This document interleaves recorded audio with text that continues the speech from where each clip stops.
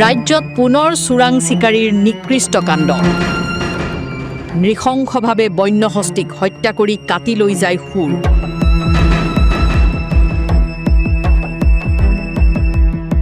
ডিমৰিয়াৰ টোপাতলি খণ্ড বন বিষয়াৰ কাৰ্যালয়ৰ অধীনৰ ডিকচাকৰ দুৰ্গম পাহাৰত সংঘটিত হয় এই ঘটনা চোৰাং চিকাৰীয়ে মূৰত গুলিয়াই হত্যা কৰিলে এটা মতা হাতীক হত্যা কৰি কাটি লৈ যায় শুৰ মেঘালয়ৰ দিশৰ পৰা অহা চোৰাং চিকাৰীয়ে এই নৃশংস কাণ্ড সংঘটিত কৰাৰ সন্দেহ স্থানীয় ৰাইজৰ পুৱাৰ ভাগত গুলিৰ শব্দ শুনি এজাক হাতী দৌৰা দৌৰি কৰা দেখি সন্দেহ ঘনীভূত হয় স্থানীয় লোকৰ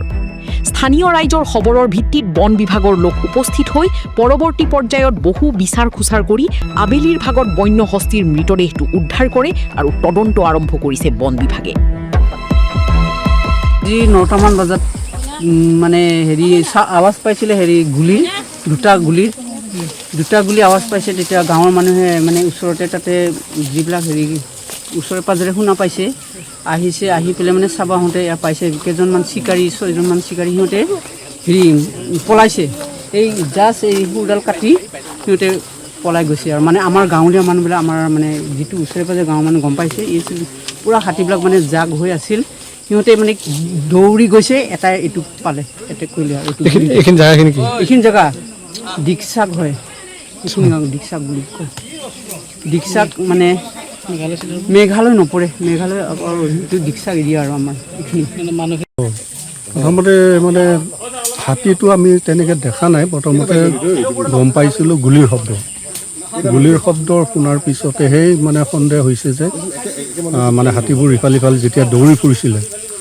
ফুৰোঁতে তেতিয়া সন্দেহ হৈছে নিশ্চয় এইটো কোনোবা চিকাৰী সোমাইছে আৰু নিশ্চয় হাতী কিবা মাৰিছে এটা সন্দেহ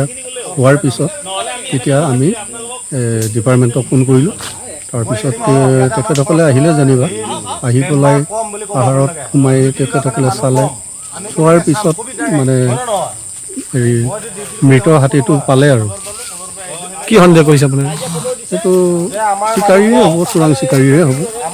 কিবা স্পট দেখিছে আপোনাৰ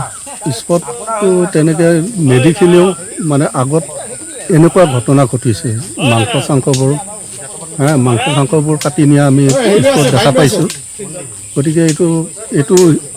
হেৰি লৈ মানে ইয়াতো সম্ভৱ মানে হত্যা কৰিছে